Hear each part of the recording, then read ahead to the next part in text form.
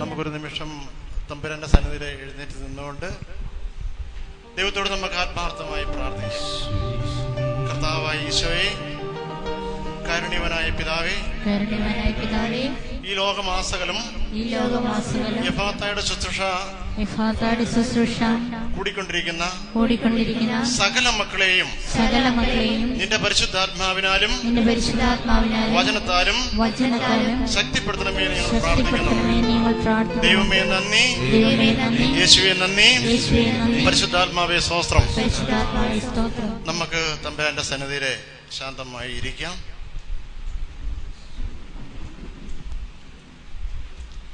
ഇന്ന് ഈ തിരുവചന സന്ദേശങ്ങൾ നമ്മൾ ശ്രവിക്കുമ്പോഴും അതുപോലെ തന്നെ ഈ സാക്ഷ്യം നമ്മൾ കേൾക്കുമ്പോഴും നിങ്ങൾ ശാന്തമായി ഇരുന്നു കൊണ്ട് ദൈവനാമത്തിൽ അത് ശ്രവിക്കുകയും എനിക്ക് വേണ്ടി പ്രാർത്ഥിച്ചുകൊണ്ടിരിക്കുകയും ചെയ്യണമേ എന്ന് ഞാൻ നിങ്ങളോട് അപേക്ഷിക്കുകയാണ്.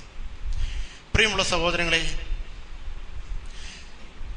വിശുദ്ധ പൗലോസ്ലീഹ റോമാക്കാർക്ക് എഴുതിയ ലേഖനത്തില് 8-ാമത്തെ അധ്യായത്തില് 28-ാമത്തെ വാക്യത്തില് സ്ലീഹ ഇപ്രകാരം പറയുന്നുണ്ട്: ദൈവത്തെ സ്നേഹിക്കുന്നവർക്ക്, അവിടുത്തെ പദ്ധതി അനുസരിച്ച് വിളിക്കപ്പെട്ടവർക്ക് ദൈവം സകലതും നന്മയ്ക്കായി പരിണമിപ്പിക്കും. ദൈവം സകലതും നന്മയ്ക്കായി പരിണമിപ്പിക്കും എന്ന് പറയുമ്പോൾ ദൈവവിളി ലഭിച്ച വ്യക്തി, ആ വ്യക്തിയുടെ ഭൂതകാലത്തും വർത്തമാനകാലത്തും ഭാവി കാലത്തും സംഭവിച്ചതും സംഭവിച്ചുകൊണ്ടിരിക്കുന്നതും ഇനി സംഭവിക്കാൻ പോകുന്നതുമായ സകലതിനെയും ദൈവം യേശുക്രിസ്തു വഴി ഓരോ വ്യക്തികൾക്കും നന്മയ്ക്കായി പരിണമിപ്പിക്കും. Hallelujah, hallelujah, hallelujah. പ്രിയമുള്ള സഹോദരങ്ങളെ, ദൈവവിളി ലഭിച്ച വ്യക്തി എന്ന് പറയുമ്പോൾ ഈ ലോകത്തിൽ ജനിച്ച സകല മനുഷ്യരും, ഈ ലോകത്തിൽ ജനിച്ച ഓരോ വ്യക്തിയും ദൈവവിളി ലഭിച്ച വ്യക്തികളാണ്. പക്ഷേ ഇത് തിരിച്ചറിയുവാൻ ചിലരെങ്കിലും അല്പം വൈകുന്നു എന്ന് മാത്രമേ ഉള്ളൂ. എന്തുകൊണ്ടെന്നാൽ വിശുദ്ധ യോഹന്നാന്റെ സുവിശേഷത്തിൽ ഈശോ വളരെ വ്യക്തമായി നമ്മളെ പഠിപ്പിക്കുന്നുണ്ട്: ഈ ചെറിയവരിൽ ഒരുവൻ പോലും നഷ്ടപ്പെട്ടു പോകുവാൻ എന്റെ സ്വർഗസ്വനായ പിതാവ് ഇഷ്ടപ്പെടുന്നില്ല. ഈ ചെറിയവരിൽ ഒരുവൻ പോലും നഷ്ടപ്പെട്ടു പോകുവാൻ എന്റെ സ്വർഗസ്വനായ പിതാവ് ഇഷ്ടപ്പെടുന്നില്ല. അപ്പോൾ സർവ്വ മക്കളെയും സർവ്വ മനുഷ്യരെയും പിതാവായ ദൈവം യേശു ക്രിസ്തുവിന്റെ തിരുരക്തം വഴി വിളിച്ചിരിക്കുന്നവരാ. ഈ വിളിയോട് ചേർന്ന് നിൽക്കുമ്പോൾ നമ്മൾ ഓരോരുത്തരും അനുഗ്രഹം പ്രാപിച്ചുകൊണ്ടിരിക്കുക. പ്രിയമുള്ള സഹോദരങ്ങളെ, നമുക്കറിയാം, ഇതുപോലെ ഈ വിളിക്കപ്പെട്ട വ്യക്തിയുടെ ജീവിതത്തില് ഒരുപാട് ദുരിതങ്ങളും വേദനകളും കഷ്ടപ്പാടുകളും സകലങ്ങളുമൊക്കെ കടന്നു വരികയാണ്. ചിലരുടെ ജീവിതത്തില് മാരകമായ രോഗമായിരിക്കാം. ഇനിയും വേറെ ചില വ്യക്തികളുടെ ജീവിതത്തില് കുടുംബ സമാധാനമില്ലാത്ത അവസ്ഥയായിരിക്കാം. ജീവിത പങ്കാളിയുടെ സ്വഭാവ ദൂഷ്യമായിരിക്കാം. ഇനി വർഷങ്ങളായിട്ടും വിവാഹ തടസ്സം നേരിട്ടുകൊണ്ട് ഒരു വിവാഹ അന്തസ്സിലേക്ക് പ്രവേശിക്കുവാൻ പറ്റാത്ത അവസ്ഥയിലെ വേദനിക്കുന്ന കുടുംബങ്ങളും വ്യക്തികളുമായിരിക്കാം. ഇനി അതുമല്ലെങ്കിൽ മറ്റു ചിലരുടെ ജീവിതത്തില് വിവാഹം കഴിഞ്ഞിട്ട് വർഷങ്ങളായിട്ടും ഒരു കുഞ്ഞുങ്ങളില്ലാത്ത വേദന കൊണ്ട് പൊളയുന്ന ദമ്പതികളുടെ അവസ്ഥകളായിരിക്കാം. ഇങ്ങനെ ഈ ലോകത്തിൽ ജീവിക്കുമ്പോൾ നാനാവിധത്തിലുള്ള വേദനകൾ കൊണ്ടും സഹനങ്ങൾ കൊണ്ടും ഞെരുങ്ങുന്ന മക്കളാണ് പലരും. പക്ഷെ ഇതെല്ലാം ക്രിസ്തുവിന്റെ കുരിശോട് ചേർത്ത് വെച്ചുകൊണ്ട് ജീവിക്കാൻ ആരംഭിക്കുമ്പോൾ, ജീവിതം ക്രമപ്പെടുത്താൻ എപ്പോൾ ഒരു വ്യക്തി തീരുമാനിച്ചോ ആ നിമിഷം മുതൽ ദൈവം ആ വ്യക്തിയുടെ ജീവിതം ഏറ്റെടുക്കുകയും ആ വേദനകളെ, ഞെരുക്കങ്ങളെ, സഹനങ്ങളെയൊക്കെ വലിയ നന്മയ്ക്കായി കർത്താവ് പരിണമിപ്പിച്ചു കൊടുക്കും. അതാണ് ശ്ലീഹ പറയുന്നത്. പ്രിയമുള്ള സഹോദരങ്ങളെ, ഇങ്ങനെ ജീവിതത്തിൽ വലിയ കഷ്ടതകൾ സഹിച്ച്, വലിയ വേദനകൾ സഹിച്ച്, ഞെരുക്കത്തിലൂടെ കടന്നുപോയ പല വിശുദ്ധരെയും പറ്റി വിശുദ്ധ ഗ്രന്ഥത്തിൽ നമ്മൾ വായിക്കുന്നുണ്ട്, നമ്മളെ പരിചയപ്പെടുത്തുന്നുണ്ട്. അതിലൊരു വ്യക്തിയാണ് യാക്കോബ്. ഉൽപ്പത്തി പുസ്തകത്തില് 28-ാമത്തെ അധ്യായത്തില് 1 മുതലുള്ള വാക്യങ്ങൾ നമ്മൾ വായിക്കാൻ ആരംഭിക്കുമ്പോൾ നമ്മൾക്ക് ഒരു കാര്യം മനസ്സിലാവും. യാക്കോബിന്റെ ജീവിത രീതികളും യാക്കോബിന്റെ വക്രതകളും യാക്കോബിന്റെ ഉള്ളിലുണ്ടായിരുന്ന കാപട്യങ്ങളൊക്കെയാണ് നമുക്ക് ആദ്യം കാണാൻ കഴിയുന്നത്. യാക്കോബ് എന്ന് പറഞ്ഞാൽ യാക്കോബ് വലിയ സൂത്രക്കാരനാ, കൗശലക്കാരനാ, പറ്റിയൊരു കമ്പനിയാന്ന്. യാക്കോബ് ശരി പറ്റിയൊരു കമ്പനിയാ സഹോദരങ്ങളെ. ഇങ്ങനെ പറ്റിച്ച് ജീവിച്ച യാക്കോബ് ഒരു സുപ്രഭാതത്തിൽ തന്റെ പ്രിയപ്പെട്ട സഹോദരനെ പറ്റിക്കാൻ ആരംഭിച്ചു. പലകുറി സഹോദരനെ പറ്റിച്ചു. മരണത്തോടടുത്തിരിക്കുന്ന, കണ്ണിന് കാഴ്ച നഷ്ടപ്പെട്ട സ്വന്തം അപ്പനെ പോലും ആട്ടിൻതോല് അണിഞ്ഞ് ചേട്ടന്റെ കുപ്പായം ധരിച്ച് കണ്ണറിയാൻ പറ്റാത്ത അപ്പനെ പോലും കബളിപ്പിച്ച് യാക്കോബ് എന്ത് ചെയ്തു? സ്വയരക്ഷാർത്ഥം പിന്നെ ആ ഭവനത്തിലോ ആ സഹോദരന്റെ അടുത്ത് പിടിച്ചു നിൽക്കാൻ പറ്റാതെ വന്നപ്പോൾ ബേർഷബായിൽ നിന്നും പദാനാരാമിലേക്ക് അമ്മാവന്റെ ഭവനത്തിലേക്ക് ഒളിച്ചോടുക രാത്രിയിൽ. അങ്ങനെ ഒളിച്ചോടുന്ന യാക്കോബ് ചെന്ന് പെട്ടത് ലാബാൻ അമ്മാവന്റെ കസ്റ്റഡിയിലാണ്. ലാബാൻ അമ്മാവൻ എന്ന് പറയുമ്പോൾ ഈ അമ്മാവൻ യാക്കോബിനേക്കാൾ 10 ഇരട്ടി സൂത്രക്കാരനാണ്. ഇങ്ങനെ ഒരു കൗശലശാലിയുടെ അടുക്കലേക്ക് യാക്കോബ് ചെന്ന് വെട്ടിൽ വീഴുക. ലാബാന്റെ വെട്ടിൽ വീണ യാക്കോബ് ആ ഭവനത്തിൽ അഭയം പ്രാപിക്കുമ്പോൾ അവിടെ ലാബാന് 2 പെൺമക്കളുണ്ടായിരുന്നു. മൂത്ത മകൾ ലേയ, ഇളയവള് റാഹേല്. റാഹേല് എന്ന് പറയുമ്പോൾ റാഹേല് കരിനീല കണ്ണുള്ളവളും ശരീരം നല്ല വടിവൊത്തവളും വളരെ സൗന്ദര്യവതിയുവാ റാഹേൽ. യാക്കോബിന് ക്രമേണ റാഹേലില് പ്രേമം മൂത്തു. ലാബാനോട് യാക്കോബ് പറയുകയാണ്, എനിക്ക് നിന്റെ ഇളയ മകളെ വിവാഹം ചെയ്തു തരണം. ലാബാൻ കൗശലക്കാരനായ ലാബാൻ അത് സമ്മതിച്ചു. പക്ഷെ ഒരു കാര്യമുണ്ട്, ഒറ്റ വ്യവസ്ഥ മാത്രം. കൂലിയില്ലാതെ 7 വർഷം റാഹേലിന് വേണ്ടി നീ ജോലി ചെയ്യണം, എന്റെ വീട്ടിൽ ജോലി ചെയ്യണം. യാക്കോബ് സമ്മതിച്ചു. 7 വർഷം ഒരു പെണ്ണിന് വേണ്ടി ലാബാന്റെ വീട്ടില് യാക്കോബ് ജോലി ചെയ്തു. വർഷം തികഞ്ഞപ്പോൾ ലാബാനോട് ആവശ്യപ്പെടുകയാണ്, എനിക്ക് എന്റെ ഭാര്യയെ തരിക. ലാബാൻ പറഞ്ഞു, ഓഹോ ആയിക്കോട്ടെ, ഇതാണോ കാര്യം. ലാബാൻ വലിയ ഒരു വിരുന്ന് സൽക്കാരം നടത്തിയിട്ട് ആ നാട്ടിലുള്ള പ്രമാണികളെ എല്ലാം വിളിച്ച് വലിയൊരു സദ്യ ഒരുക്കിയിട്ട്, ഞാൻ മനസ്സിലാക്കുന്നിടത്തോളം അല്ലെങ്കിൽ നമുക്ക് മനസ്സിലാക്കാൻ കഴിയുന്നത്, ലാബാൻ വലിയ വീഞ്ഞ് കൊടുത്ത് യാക്കോബിനെ പൂസാക്കി. എന്ന് വെച്ചാൽ ആകാശം ഏതെന്നോ ഭൂമി ഏതെന്നോ തിരിച്ചറിയാനാവാത്ത വണ്ണം മദ്യലഹരിയില് യാക്കോബിനെ ആഴ്ത്തിയതിനു ശേഷം മണവറയിലേക്ക് യാക്കോബിനെ കൈപിടിച്ച് നടത്തുക. അങ്ങനെ തന്റെ ഭാര്യയോടൊപ്പം ഒരു രാത്രിയില് യാക്കോബ് ശയിച്ചു. ആദ്യ രാത്രിയിൽ തന്നെ. പ്രിയമുള്ള സഹോദരങ്ങളെ, തന്റെ ജീവിത പങ്കാളിയെ, തനിക്ക് ഇത്രകാലം താൻ പ്രേമിച്ചിരുന്ന ആ പ്രിയതമ്മയുടെ മുഖം ഒന്ന് കാണുവാൻ വേണ്ടി പ്രഭാതത്തില് മദ്യത്തിന്റെ ലഹരിയൊക്കെ ഇറങ്ങിക്കഴിഞ്ഞപ്പോൾ ലാബാൻ യാക്കോബ് ഒരു പക്ഷേ ഈ പുതപ്പൊന്ന് മാറ്റി നോക്കിയപ്പോൾ ഈ പുതപ്പിനടിയിൽ നിന്നും യാക്കോബ് കണ്ടത് ഞെട്ടിക്കുന്ന ഒരു സംഭവമാണ്. കാരണം വെച്ചാല് ഈ പുതപ്പിനടിയിൽ നിന്ന് എഴുന്നേറ്റ് വരുന്ന ഒരു പൂച്ചക്കണ്ണിയാ. ഹല്ലേലൂയ. പ്രിയമുള്ള സഹോദരങ്ങളെ, ഈ പൂച്ചക്കണ്ണിയെ കണ്ട് യാക്കോബ് ഞെട്ടിത്തെരിച്ച് തന്റെ അമ്മായിപ്പന്റെ അടുക്കലേക്ക് യാക്കോബ് ഓടുക. അപ്പാ, എന്നെ ചതിച്ചത് എന്തിനാണെന്ന് ചോദിച്ച് യാക്കോബ് കയർക്കുന്നുണ്ട്. പ്രിയമുള്ള സഹോദരങ്ങളെ, യാക്കോബിനോട് ലാബാൻ പറയുക, ഓഹോ ഇതാണോടെ കാര്യം, ഇത് വലിയ കാര്യമൊന്നുമല്ല. മൂത്തവള് നിൽക്കുമ്പോൾ ഇളയവളെ വിവാഹം ചെയ്തയക്കുന്നത് ഞങ്ങൾക്ക് പതിവില്ല. നിനക്ക് റാഹേലിനെ വേണമെങ്കിൽ അതിന് പണിയുണ്ട്, നിനക്ക് തന്നെ തരാം. പക്ഷെ 7 വർഷം കൂടി ഇനിയും നീ എന്റെ വീട്ടില് ജോലി ചെയ്യണം. പ്രിയമുള്ള സഹോദരങ്ങളെ, ഇവളോടുള്ള പ്രേമം കൊണ്ട് യാക്കോബ് അതും സമ്മതിക്കുക. കൊടുത്താൽ കൊല്ലത്തും കിട്ടുമെന്നാണല്ലോ പറയുന്നത്. എന്ന് വെച്ചാല് അപ്പനെയും സഹോദരനെയും ഷാവരപ്പിച്ച യാക്കോബിനെ ലാബാൻ മൂക്കുകൊണ്ട് ക്ഷാവരപ്പിച്ചു. അതാണ് നമുക്കിവിടെ മനസ്സിലാക്കാൻ കഴിയുന്നത്. അങ്ങനെ വീണ്ടും യാക്കോബ് ദൈവത്തിന്റെ അനുഗ്രഹമുള്ള വ്യക്തിയായിരുന്നതുകൊണ്ട്, ദൈവത്താൽ വിളിക്കപ്പെട്ട വ്യക്തിയായിരുന്നതുകൊണ്ട് ദൈവം യാക്കോബിന്റെ ജീവിതത്തിൽ ഒരു നിശ്ചിത സമയത്ത് ഇടപെടുകയാണ്. പ്രിയമുള്ള സഹോദരങ്ങളെ, യാക്കോബിന്റെ ജീവിതത്തിൽ ദൈവം ഇടപെടാൻ തുടങ്ങിയപ്പോൾ എന്താണ് സംഭവിച്ചത്? യാക്കോബ്, ലാബാൻ വലിയ കൗശലക്കാരൻ ആണ്. ലാബാൻ പറയും, ഈ 14 വർഷത്തെ ജോലി കഴിഞ്ഞപ്പോൾ ഇനിയുള്ള കാലം നിനക്ക് ഞാൻ കൂലി തരാം.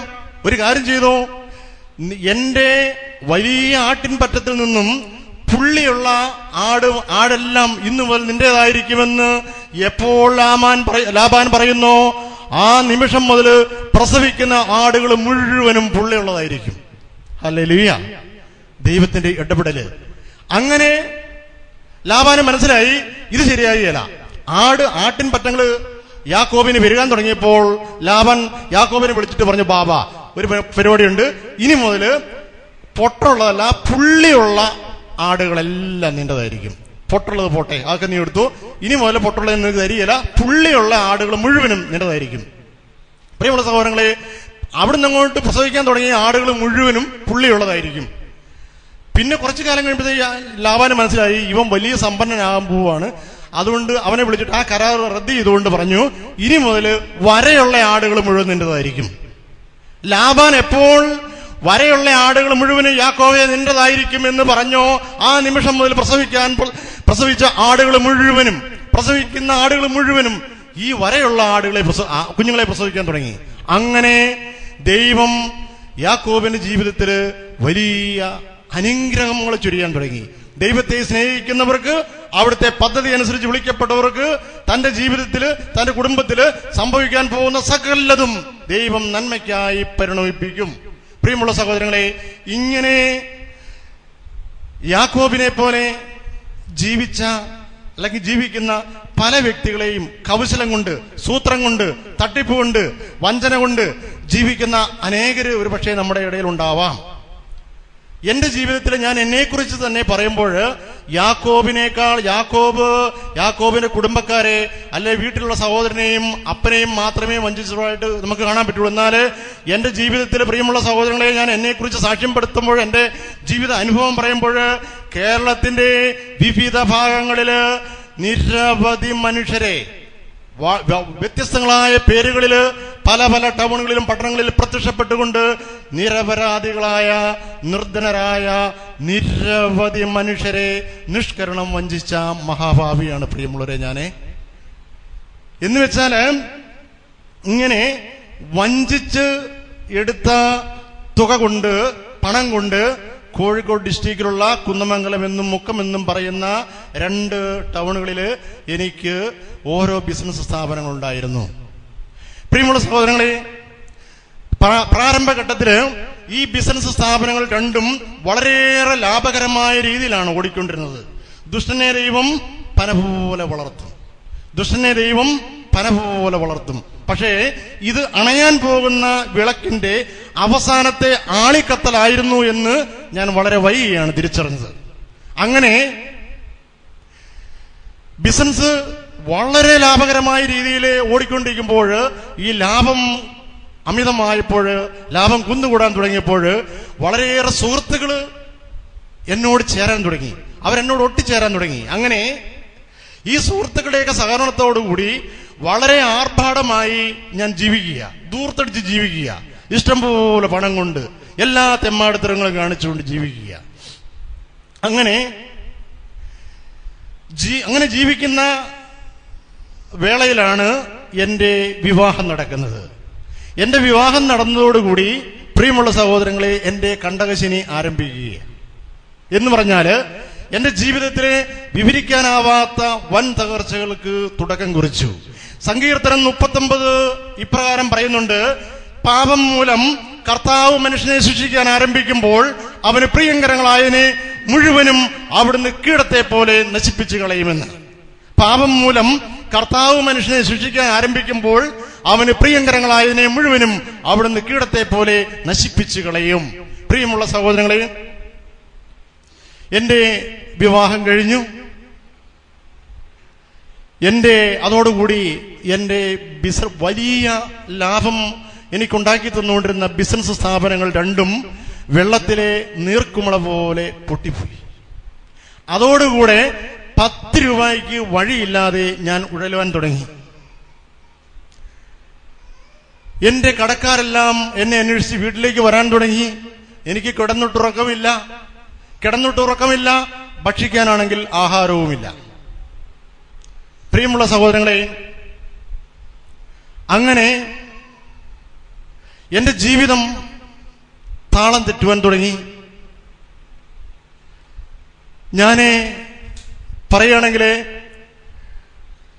കഞ്ഞി വെക്കാൻ 1 മണി അരിയില്ലാതെ ആഴ്ചകളോളം ഞങ്ങൾ പട്ടിണി കിടക്കാൻ തുടങ്ങി.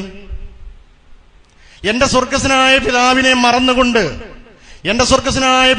മറന്നുകൊണ്ട് ഞാൻ ജീവിക്കാൻ ആരംഭിച്ചപ്പോൾ, പ്രിയമുള്ള സഹോദരങ്ങളെ, മനുഷ്യരും മൃഗങ്ങളും സസ്യങ്ങളും ഈ പ്രകൃതി പോലും എന്നെ വെറുക്കുന്നതായി ഞാൻ തിരിച്ചറിഞ്ഞു. എന്റെ തെങ്ങുണ്ടെങ്കിലും തെങ്ങ് ഫലം തരുന്നില്ല, റബ്ബർ ടാപ്പ് ചെയ്താൽ പാലില്ല, ഒരു വിത്ത് സാധനങ്ങൾ കുഴിച്ചിട്ടാൽ അത് മുളയ്ക്കാതെയായി, വീട്ടില് ഒറ്റ മൃഗങ്ങൾ പോലും വാഴാതെയായി. അങ്ങനെ ഞാൻ ആകെ കഷ്ടത്തിലായി. പ്രിയമുള്ളവരെ, അങ്ങനെ മരുന്നിനോ ഭക്ഷണത്തിനോ വസ്ത്രത്തിനോ ചില്ലി കാശ് പോലും ഇല്ലാതെ ഞങ്ങൾ 2 പേരും കൂടെ ഉഴലാൻ തുടങ്ങി.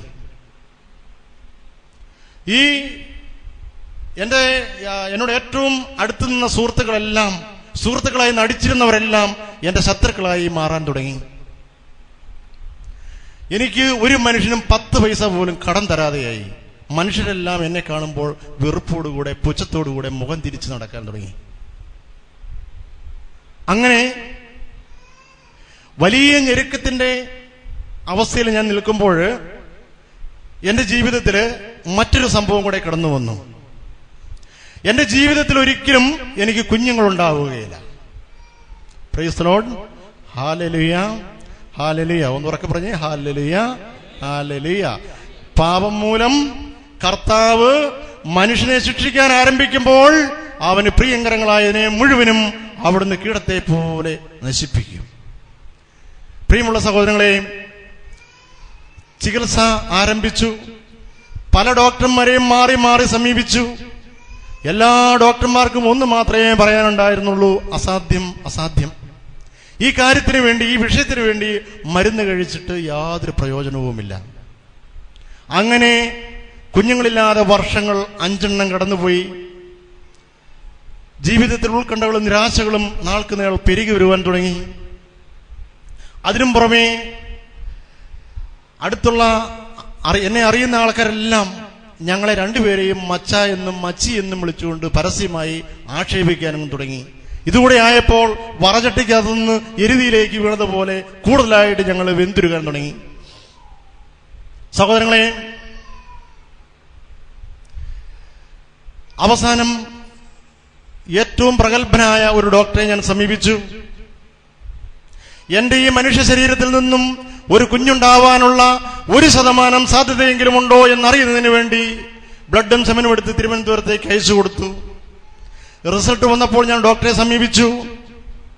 ഡോക്ടറിനോട് പറഞ്ഞു: ജോയി മോനെ, ഇങ്ങ് വന്നേ, ഈ ആവശ്യത്തിന് വേണ്ടി ജീവിതത്തിൽ ഒരിക്കലും നീ ഇനി മരുന്ന് കഴിക്കേണ്ടതില്ല. Praise the lord, hallelujah, hallelujah.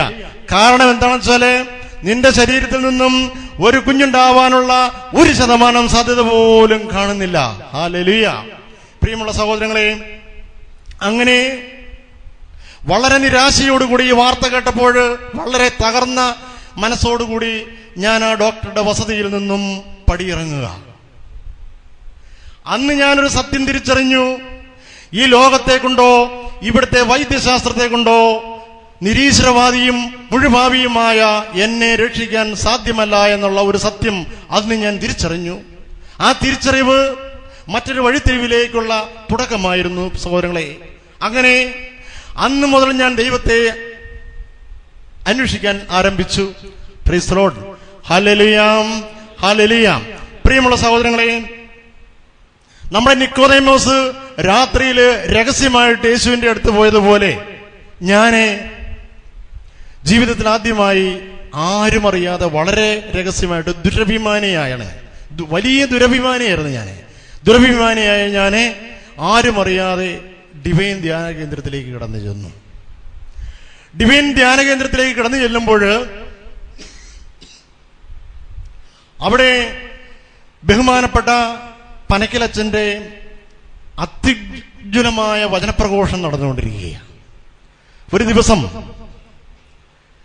ആദ്യമൊക്കെ 1-2 ദിവസത്തേക്ക് എനിക്ക് വലിയൊരു അനുഭവങ്ങളൊന്നും ലഭിച്ചില്ല എങ്കിലും ഒരു 3-ാം ദിവസം വചനം കത്തിപ്പടരാൻ തുടങ്ങി. വിശുദ്ധ പൗലോസ്ലീഹ ഹെബ്രായർക്ക് എഴുതിയ ലേഖനം 4-ാം അധ്യായം 12-ാം തിരുവചനത്തിൽ ഇപ്രകാരം പറയുന്നുണ്ട്: ദൈവത്തിന്റെ വചനം സജീവവും ഊർജ്ജസ്വലവുമാണ്, ഇരുതലവാളിനേക്കാൾ മൂർച്ചയേറിയത്, മനുഷ്യന്റെ ചേതനയിലും ആത്മാവിലും സന്ധിബന്ധങ്ങളിലും മജ്ജയിലും തുളച്ചു കയറി ഹൃദയത്തിന്റെ നിയോഗങ്ങളും വിചാരങ്ങളും വിവേചിച്ചറിയാൻ കഴിവുറ്റവയാണ്. ഹല്ലേലൂയ. പ്രിയമുള്ള സഹോദരങ്ങളെ, ഞാൻ വചനം കേട്ടുകൊണ്ടിരിക്കുമ്പോൾ വീണ്ടും അപ്പോസ്തലന്മാരുടെ പ്രവർത്തനം 3-ാം അധ്യായം 19-ാം തിരുവചനം വീണ്ടും കടന്നു വരികയാണ്. സഹോദരങ്ങളെ, നിങ്ങളുടെ പാപങ്ങൾ മായ്ച്ചു കളയാൻ പശ്ചാത്തപിച്ച് ദൈവത്തിലേക്ക് തിരിയുവിൻ, നിങ്ങൾക്ക് കർത്താവിന്റെ സന്നിധിയിൽ നിന്നും സമാശ്വാസത്തിന്റെ കാലം വരും. നിങ്ങൾക്ക് കർത്താവിന്റെ സന്നിധിയിൽ നിന്നും സമാശ്വാസത്തിന്റെ കാലം വരും. യെശയ്യാ പ്രവാചകന്റെ പുസ്തകത്തിൽ ഇപ്രകാരം പറയുന്നുണ്ട്: മകനെ, മകളെ, നിന്റെ പാപം കടുംചുവപ്പാണെങ്കിലും അത് മഞ്ഞുപോലെ ഞാൻ വെളുപ്പിക്കും, രക്തവർണ്ണമെങ്കിലും വെള്ളക്കമ്പിളി പോലെ ഞാൻ അതിനെ ശുദ്ധിയുള്ളതാക്കും. ജെറമ്യാ പ്രവാചകന്റെ പുസ്തകത്തിൽ പറയുന്നുണ്ട്: മകനെ, എനിക്ക് നിന്നെ കുറിച്ചൊരു പദ്ധതിയുണ്ട്, എനിക്ക് നിന്നെ കുറിച്ചൊരു പദ്ധതിയുണ്ട്. അത് നിന്റെ നാശത്തിന് വേണ്ടിയുള്ളതല്ല, നിന്റെ ക്ഷേമത്തിനും ഐശ്വര്യത്തിനും വേണ്ടിയുള്ള പദ്ധതിയാണ്. നിനക്ക് ശുഭകരമായ ഭാവിയും പ്രത്യാശയും നൽകുന്ന പദ്ധതി. സഹോദരങ്ങളെ, ഈ വചനങ്ങൾ കേട്ടപ്പോൾ എന്റെ ഉള്ളിൽ ദൈവികമായ ഒരു പൊൻതൂവല്, പ്രത്യാശയുടെ ഒരു പൊൻതൂവല് മുളയ്ക്കുവാൻ ആരംഭിച്ചു. സഹോദരങ്ങളെ, വീണ്ടും കൊളോസോസുകാർക്ക് പൗലോസ്ലീഹ എഴുതിയ ലേഖനത്തിന്റെ 3-ാമത്തെ അധ്യായത്തിന്റെ 9-ാമത്തെ വാക്യം ഇപ്രകാരം പറയുന്നു: നിന്നിലുള്ള പഴയ മനുഷ്യനെ അവന്റെ ചെയ്തികളോടുകൂടെ നിഷ്കാസനം ചെയ്യുവിൻ, സമ്പൂർണ്ണ ജ്ഞാനം കൊണ്ട് സൃഷ്ടാവിന്റെ പ്രതിച്ഛായയ്ക്ക് അനുസൃതം നവീകരിക്കപ്പെട്ട പുതിയ മനുഷ്യനെ ധരിക്കുവിൻ. സഹോദരങ്ങളെ, ഞാൻ അന്ന് രാത്രിയിലെ വചന ശുശ്രൂഷ കഴിഞ്ഞ് ഞാൻ ഉറങ്ങാൻ കിടന്നു. എനിക്ക് കിടന്നിട്ട് ഉറക്കമില്ല. നിൽക്കാൻ മേല, കിടക്കാൻ മേല, ഇരിക്കാൻ മേല, നടക്കാൻ മേല. ഏതാണ്ട് ഒരു പൂർണ്ണ ഗർഭിണിയുടെ അവസ്ഥ. ഒരു മരത്തിന്റെ ഒലക്ക വിഴുങ്ങിയ മാതിരി, എന്തോ ദഹിക്കാതെ ഒന്ന് ഉള്ളിൽ കിടക്കുന്ന മാതിരി. സഹോദരങ്ങളെ, അതോടൊപ്പം തന്നെ എന്റെ 8 ദിക്കിൽ നിന്നും 4 ദിക്കൽ 8 ദിക്കിൽ നിന്നും ഒരു ശബ്ദം, ഒരു തിരുവചനം എന്നെ ചൂഴ്ന്ന് ഇറങ്ങി വരിക. അതിങ്ങനെ ഈ ചീവീടിന്റെ മാതിരി. നമുക്കറിയാം, വനത്തിലൊക്കെ ഫോറസ്റ്റിലൊക്കെ പോയി കഴിഞ്ഞാൽ ചീവീട് സ്വസ്ഥത തരികയില്ല. അതിങ്ങനെ കീ കീ കീ കീന്ന് ഇങ്ങനെ കരഞ്ഞുകൊണ്ട് നമ്മുടെ പുറകെ നടക്കും. അപ്പൊ സ്വസ്ഥതയില്ലാതെ ഒരു തിരുവചനം ആരോ എന്നോട് പറയുന്നത് പോലെ എനിക്കിങ്ങനെ അനുഭവപ്പെടുക. അത് മറ്റൊന്നുമല്ല, വിശുദ്ധനായ പൗലോസ്ലീഹ കൊളോസ്യർക്ക് എഴുതിയ ലേഖനം 3-ാം അധ്യായത്തിന്റെ 9-ാമത്തെ വാക്യമായിരുന്നു: നിന്നിലുള്ള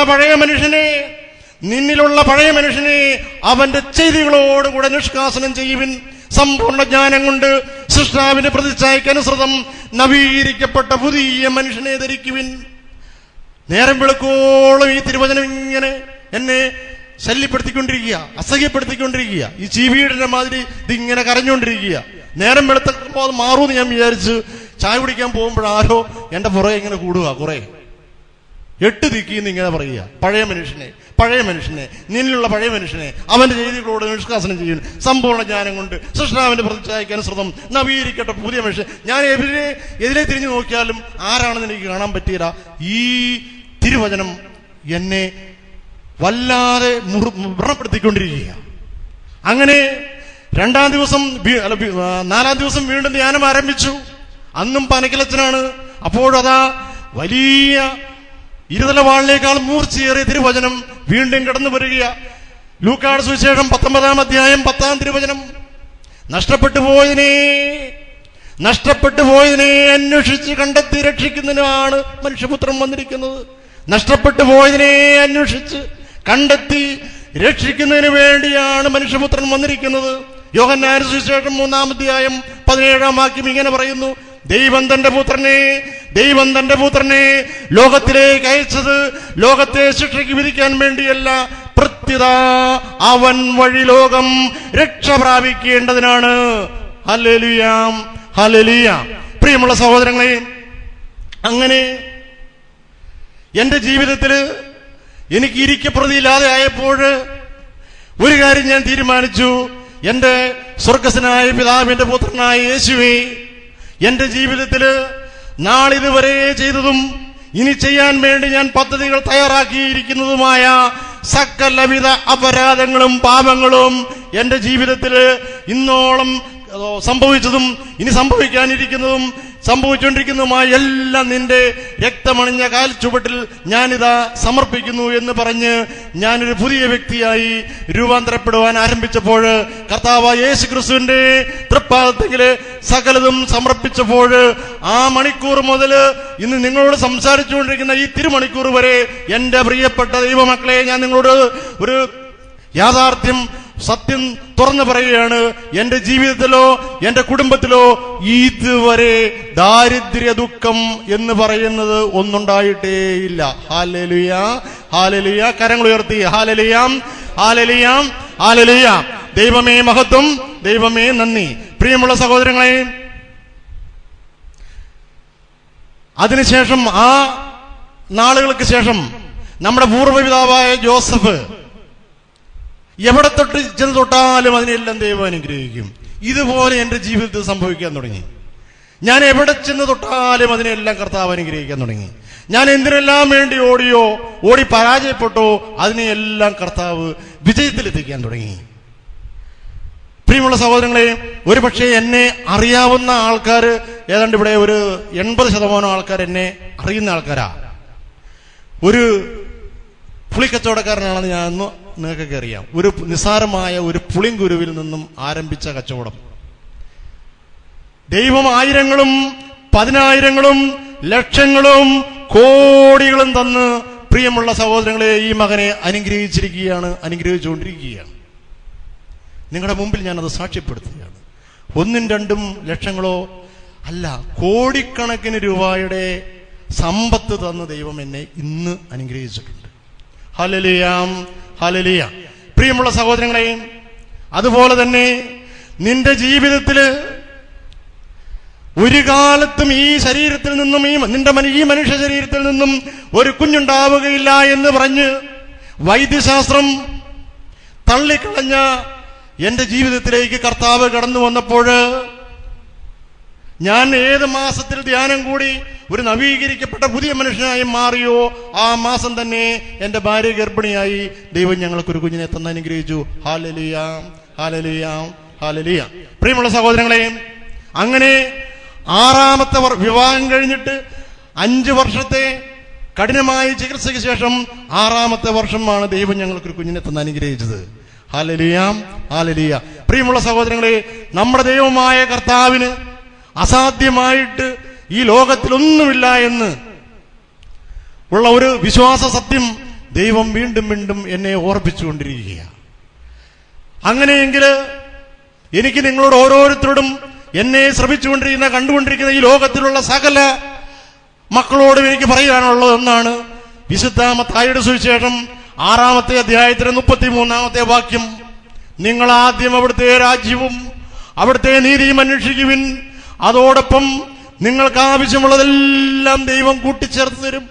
നിങ്ങൾ ആദ്യം അവിടുത്തെ രാജ്യം അന്വേഷിക്കുക, അവിടുത്തെ നീതി അന്വേഷിക്കുക. നിങ്ങളുടെ ജീവിതത്തിലെ പ്രശ്നം എന്താണ്? നിങ്ങളുടെ കടക്കിണിയാണോ? നിങ്ങളുടെ മക്കളുടെ വിവാഹ വിഷയമാണോ? ഭവനമില്ലാത്ത അവസ്ഥയാണോ? മാരകമായ രോഗമാണോ? വിവാഹം നടക്കാത്ത വിഷയമാണോ? കുഞ്ഞുങ്ങളില്ലാതെ വേദനിക്കുന്ന അവസ്ഥയാണോ? പ്രിയമുള്ള സഹോദരങ്ങളെ, നിങ്ങൾ ആദ്യം അവിടുത്തെ രാജ്യവും അവിടുത്തെ നീതിയും അന്വേഷിക്കുവിൻ, അതോടൊപ്പം ദൈവമായ കർത്താവ് നിങ്ങൾക്കെല്ലാം കൂട്ടിച്ചേർത്ത് തരും. വിശുദ്ധ പൗലോസ്ലീഹ റോമാക്കാർക്ക് എഴുതിയ ലേഖനം 8-ാം അധ്യായം 28-ാം തിരുവചനം പ്രിയമുള്ള സഹോദരങ്ങളെ ഓർക്കുക, അത് മനസ്സിൽ കുറിച്ചിടുക. മക്കളെ, എന്താണ് പറയുന്നത്? ദൈവത്തെ സ്നേഹിക്കുന്നവർക്ക്, അവിടുത്തെ പദ്ധതി അനുസരിച്ച് വിളിക്കപ്പെട്ടവർക്ക് ദൈവമായ കർത്താവ് സകലതും നന്മയ്ക്കായി പരിണമിപ്പിക്കും. Hallelujah, hallelujah. ഒരു നിമിഷം നമുക്ക് എഴുന്നേറ്റ് നിൽക്കാം. നമുക്ക് ഇരു കരങ്ങളും സ്വർഗത്തിലേക്ക് ഉയർത്തിപ്പിടിച്ചുകൊണ്ട് സ്വർഗസ്ഥനായ പിതാവിന്റെ മുഖം കണ്ടുകൊണ്ട്, പിതാവായ ദൈവത്തിന്റെ വലതുവശത്തിരിക്കുന്ന യേശുവിന്റെ തിരുമുഖം കണ്ടുകൊണ്ട്, ആ യേശുവും പിതാവും യോജിച്ച് ഭൂമിയിലേക്ക് വർഷിക്കുന്ന തന്റെ ഭക്തരുടെ മേൽ വർഷിക്കുന്ന പരിശുദ്ധാത്മാവിനെ ഭാവനയിൽ കണ്ടുകൊണ്ട് അത്യുച്ചത്തിൽ നമുക്ക് ദൈവത്തെ സ്തുതിച്ച് മഹത്വപ്പെടുത്താം. Hallelujah hallelujah hallelujah hallelujah hallelujah hallelujah hallelujah. ദൈവമേ സ്തോത്രം, ദൈവമേ നന്ദി. Hallelujah hallelujah hallelujah hallelujah hallelujah. യേശുവേ മഹത്വം. പിതാവായ ദൈവമേ സ്തോത്രം. കർത്താവേ ഞങ്ങളെ ആരാധിക്കുന്നു. ഹല്ലേലൂയ. ദൈവമേ ദൈവമേ വറ്റി വരണ്ട ഭൂമി ജലാശയത്തിൽ എന്നതുപോലെ എന്റെ ആത്മാവ് നിനക്ക് വേണ്ടി ദാഹിക്കുന്നു. കർത്താവേ നീരിന് വേണ്ടി കേഴുന്ന പേടമാനെ പോലെ എന്റെ ആത്മാവ് നാഥാ നിനക്ക് വേണ്ടി ദാഹിക്കുന്നു. Hallelujah hallelujah hallelujah hallelujah. നമുക്കൊരു നിമിഷം ശാന്തമായിട്ടിരിക്കാം. നമ്മുടെ പ്രിയങ്കരനായ സഹയോദ്ധാവായ കൂമ്പാറ ബേബിച്ചേട്ടൻ സഹോദരൻ എനിക്ക് വേണ്ടി ആഴ്ചകൾക്ക് മുമ്പ് ഒരു പാട്ട് തയ്യാറാക്കിയിട്ടുണ്ട്. അദ്ദേഹം എഫാത്തയുടെ നമ്മളോട് ചേർന്ന് നിൽക്കുന്ന ഒരു സഹയോദ്ധാവാണ്. അദ്ദേഹത്തിന്റെ വളരെ ഹൃദ്യമായ ഗാനം ആലപിച്ചുകൊണ്ട് നമ്മുടെ ഓരോരുത്തരുടെയും ഹൃദയം, നമ്മുടെ മനസ്സ്, നമ്മുടെ ജീവിതം എല്ലാം കർത്താവായ യേശുവിനെ സമർപ്പിച്ചുകൊണ്ട് നമുക്ക് ഓരോരുത്തർക്കും വിശുദ്ധിയിൽ ജീവിക്കാനായിട്ട് നമുക്ക് പരിശ്രമിക്കാം. അതിനുള്ള കൃപ ദൈവമായ കർത്താവ് എനിക്ക് തന്നതുപോലെ എൻ്റെ പ്രിയപ്പെട്ട മക്കളെ നിങ്ങൾക്ക് ഓരോരുത്തർക്കും നൽകി അനുഗ്രഹിക്കണമെന്ന് ഞങ്ങൾ പ്രാർത്ഥിച്ചുകൊണ്ട് ഈ ഗാനം നമുക്ക് ആലപിക്കാം.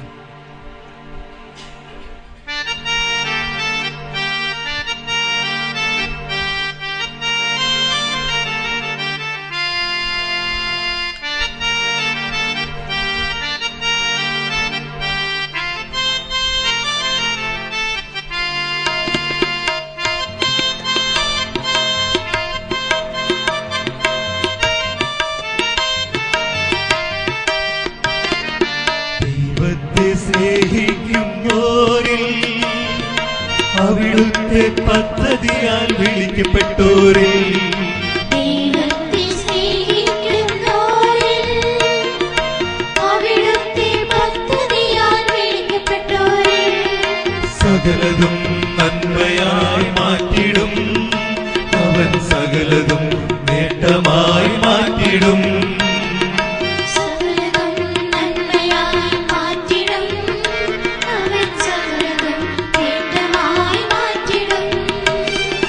ദൈവത്തിൽ വിശ്വസിക്കുവിൻ, ദൈവത്തിൽ ആശ്രയിക്കുവിൻ,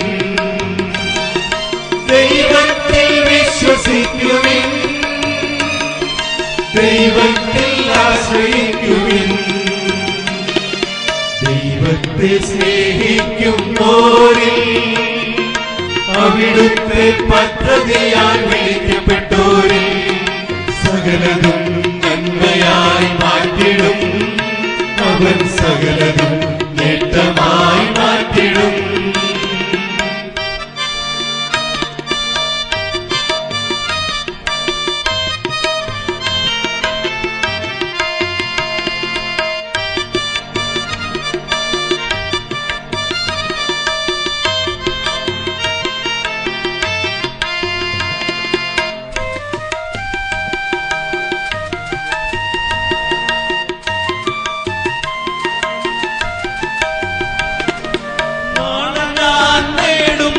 സൗഭാഗ്യങ്ങൾ ഓർത്താൽ ഇന്നത്തെ കഷ്ടതകൾ നിസ്സാരങ്ങൾ.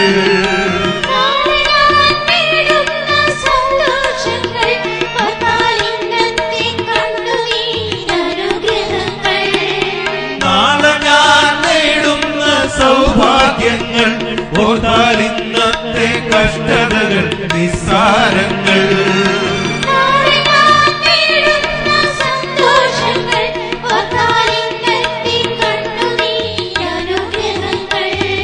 സ്നേഹം എല്ലാം സഹിച്ചിടുന്നു, സ്നേഹമെല്ലാറ്റിനെ അതിജീവിപ്പോ. സ്നേഹം എല്ലാം സഹിച്ചിടുന്നു, സ്നേഹമെല്ലാറ്റിനെ അതിജീവിപ്പോ. ദൈവത്തെ സ്നേഹിക്കുന്നോരിൽ അവിടുത്തെ പദ്ധതിയാൽ വിളിക്കപ്പെട്ടോരിൽ സകലതും നന്മയായി മാറ്റിടും അവൻ, സകലതും നേട്ടമായി മാറ്റിടും.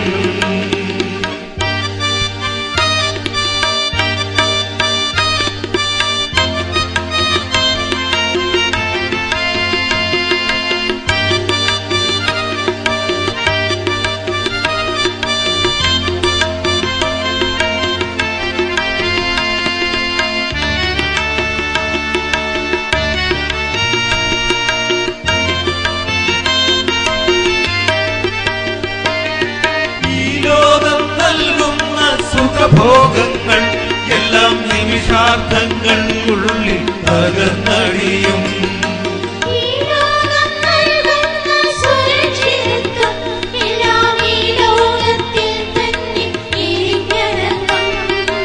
ഈ ലോകം നൽകുന്ന സുഖഭോഗങ്ങൾ എല്ലാം നിമിഷാർത്ഥങ്ങൾക്കുള്ളിൽ തകർന്നടിയും.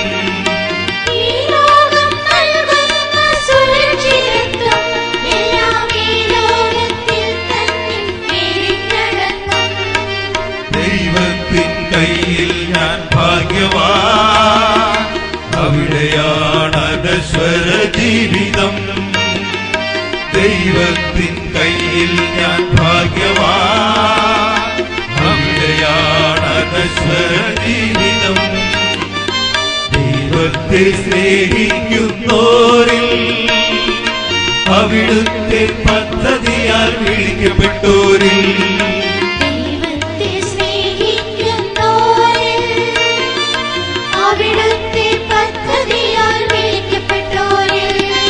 സകലതും നന്മയായി മാറ്റിടും. അവൻ സകലതും നേട്ടമായി മാറ്റിടും. സകലതും നന്മയായി മാറ്റിടും.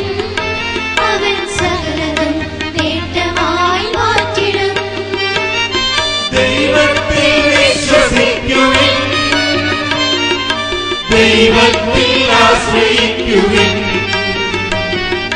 ദൈവത്തിൽ വിശ്വസിക്കുവിൻ, ദൈവത്തിൽ ആശ്രയിക്കുവിൻ. ദൈവത്തിൽ വിശ്വസിക്കുവിൻ, ദൈവത്തിൽ ആശ്രയിക്കുവിൻ.